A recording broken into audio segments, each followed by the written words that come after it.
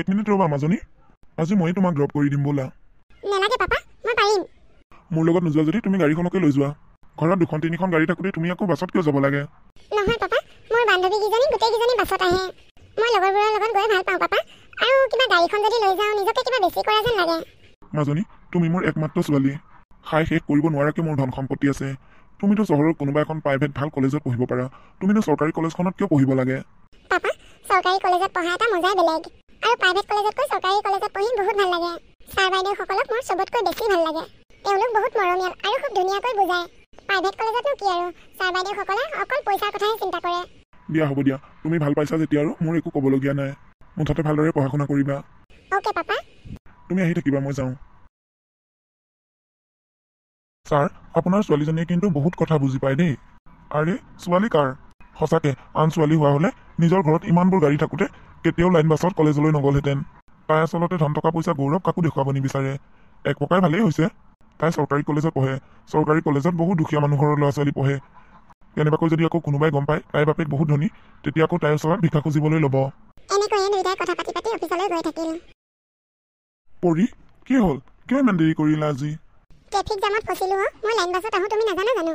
হয় নেকি? আই ঐ দেহি। হ'ব দিয়া, বিয়াৰ পিছত মই তোমাক লাইন বাছত উঠিবলৈ নিদিওঁ। মই বাইক এখন কিনিম, তোমাক বাইকতে ঘূৰাই লৈ ফুৰিম। হয় নেকি? বাইক কিনিবলৈ ধেৰ পইচা লাগিব। ইমানবোৰ পইচা তুমি ক'ত পাবা?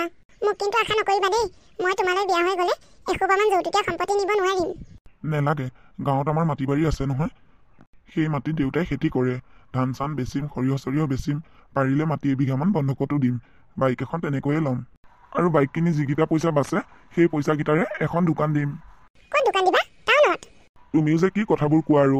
মই গোটেই মানুহটো বিক্ৰী হৈ গ'লেও টাউনত দোকান দিবলৈ নোৱাৰিম। টাউনত এখন দোকান দিব লগা হ'লে এটা ৰুমত চিকিউৰিটি মানি যিমান দিব লাগে, গাঁৱত এখন ডাঙৰ দোকানেই হৈ যাব। তাৰ কথা শুনি পৰিয়ে হাঁহি পেলালে।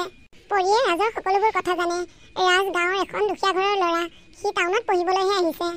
আৰু ৰাজে পৰিৰ কথা একো নাজানে। তাই যে বহুত ধনী মানুহ ঘৰৰ ছোৱালী।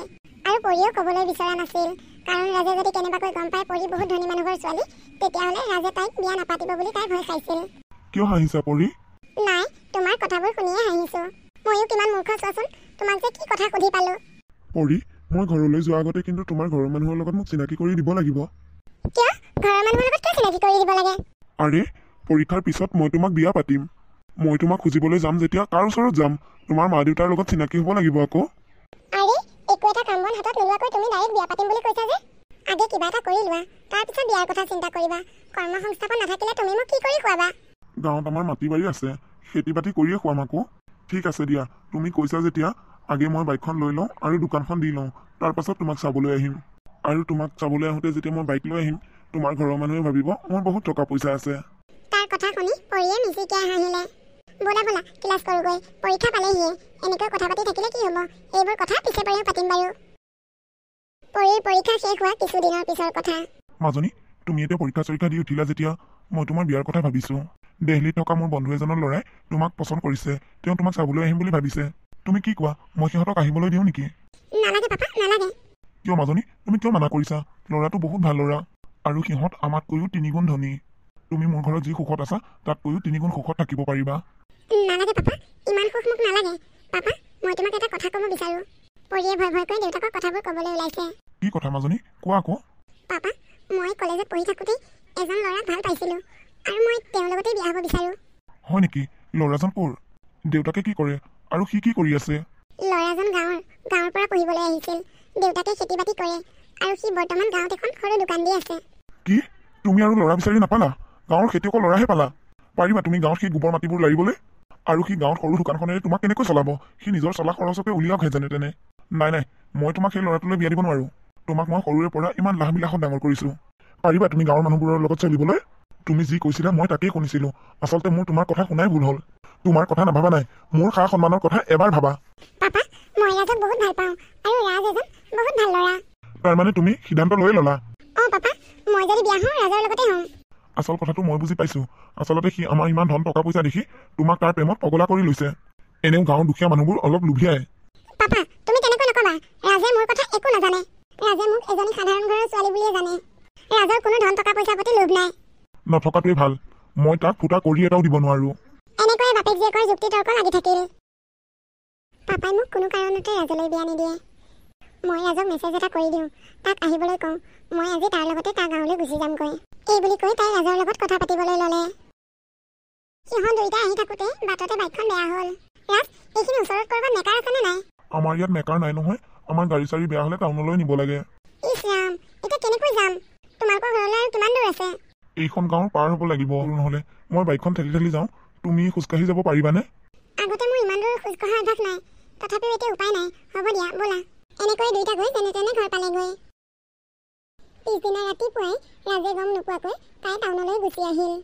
তাই আহি সিহঁতৰ আগতে ঘৰত গাড়ী চলোৱা ড্ৰাইভাৰজনৰ ঘৰ পালেহি। দাদা। মাজনী, তুমি আহিলা? কোৱাচোন, কিয় আহিলা বা? দাদা, মোক আপুনি এটা সহায় কৰিব লাগে। কোৱাচোন, কোৱা, কি সহায় কৰিব লাগে? দাদা, আপুনিতো গাড়ী চলাই ফুৰে। আপুনি ভালদৰে জানে গাড়ী ভাল কৰিবলৈ কেনেকুৱা ধৰণৰ সামগ্ৰী লাগে। মোৰ কথাবোৰ আপুনি গম পাইছেই চাগে। মই এখন গাঁৱত বিয়া হৈছোঁ। মোৰ মানুহজনে গাঁৱত এখন সৰু দোকান দিয়ে। মই ভাবিছোঁ মানুহজনক গাঁৱত গেৰেজ এটা খুলি দিওঁ। তাৰমানে গাঁৱত গাড়ী চাড়ী বেয়া হ'লে ডাইৰেক্ট টাউনলৈ আহিব লাগে। গতিকে গেৰেজটো খুলিবলগীয়া হ'লে কেনেকৈ কি বস্তু লাগে আপুনি মোক সেইখিনি সহায় কৰিব লাগে। পাৰিবনে দাদা? পাৰিম, কিন্তু মাজনী, সেইবোৰ বস্তু ল'বলৈ হ'লে বহুত টকা লাগিব। আৰু শুনিছোঁ তোমাৰ দেউতাই হেনো তোমাক... অঁ দাদা, ঠিকেই শুনিছে। মই দেউতাৰ অমতত বিয়া হোৱাৰ বাবে দেউতাই মোক ফুটা কৰি এটাও দিয়া নাই। মই জানিছিলোঁৱে মোৰ লগত তেনেকৈ কিবা এটা হ'ব। গতিকে মই বহুদিনৰ আগৰে পৰা মোৰ নামত কিছুমান টকা জমা কৰিছিলোঁ। এতিয়া মোৰ লগত 4-5 লাখমান টকা আছে। সেইখিনিৰে হ'বনে দাদা? হ'ব হ'ব, তুমি প্ৰথমতে সৰুৰ পৰা আৰম্ভ কৰা। 3 লাখমানত হোৱাকৈ মই কৰি দিম। হ'ব দাদা, আপুনি যদি 3 লাখমান টকাত দোকানখন কৰি দিব পাৰে, বাকী টকাকেইটাৰে মই গাড়ী এখনকে লওঁ নেকি? তাৰমানে মাল টানা গাড়ী। মানুহজনে তেতিয়া টাউনৰ পৰা আহি বস্তু চস্তু লৈ যাবহি পাৰিব। ঠিকে আছে দিয়া, তুমি ভাল কথাই ভাবিছা। দাদা, তেনেহ'লে ব'লক, দেৰি কৰি থাকিব নালাগে। মই আকৌ গাঁৱলৈ উভতি যাবগৈ লাগিব নহয়। ব'লা ব'লা। পৰি, তুমি ক'লৈ গৈছিলা? আৰু এখন গাড়ী যে? তোমাক মই ৰাতিপুৱাৰ পৰা বিচাৰি ঘূৰি ফুৰিছোঁ। মই টাউনলৈ গৈছিলোঁ। তুমিতো মোক কৈ থৈ যাব পাৰিলা হয়। মই ইমান টেনশ্যনত আছোঁ। মোবাইলটো ঘৰতে এৰি থৈ গ'লা। সৰধৰকৈ যাওঁতে মোবাইলটো নিবলৈ পাহৰিলোৱে। আৰু মই যাওঁতে তুমি শুই আছিলা। টোপনি গৈ থকাৰ বাবে মই তোমাক নজগোৱালোঁ। আৰু এইখন গাড়ী, নতুন গাড়ী দেখোন। আৰু এইবোৰ বস্তু যে আনিছা, কি তাৰমানে? ৰাজ, তুমি এতিয়া আগৰ দৰে সেই সৰু দোকানখন দি থাকিব নালাগে। তুমি তোমাৰ দোকানখনৰ জেগাতে গেৰেজ এটা খুলিব লাগিব। তোমালোকৰ গাঁওখনত গাড়ী চাড়ী বেয়া হ'লে টাউনলৈ যাব লাগে। গতিকে ৰাতি মই কথাবোৰ ভাবি আছিলোঁ। সেইকাৰণে ৰাতিপুৱাই গৈ গেৰেজৰ বস্তুবোৰ লৈ আহিলোগৈ। কালি ইমান বাট খোজকাঢ়ি আহিব লগা হৈছে, মোৰ একেবাৰে মাথা গৰম উঠি গৈছিল। আৰু এই গাড়ীখন যে দেখিছা, এইখন গাড়ী তোমাৰ কাৰণেই আনিছোঁ। এটা কথা, গাড়ীখনত কিন্তু ইনষ্টলমেণ্ট মাৰি থাকিব লাগিব তুমি। এইখন গাড়ীৰে তুমি দোকানৰ বস্তুবোৰ টাউনৰ পৰা অনা নিয়া কৰিবা। কিন্তু এইবোৰ বস্তু আৰু গাড়ী আনিবলৈ তুমি ইমান পইচা ক'ত পালা? ৰাজ, মই তোমাৰ পৰা এটা কথা লুকুৱাই ৰাখিছিলোঁ। কি কথা লুকুৱাইছিলা? মই ক'ম বাৰু, কিন্তু তুমি মোক ভুল নুবুজিবা। মোৰ দেউতা গোটেই চহৰখনৰ ভিতৰতে এজন ধনী মানুহ।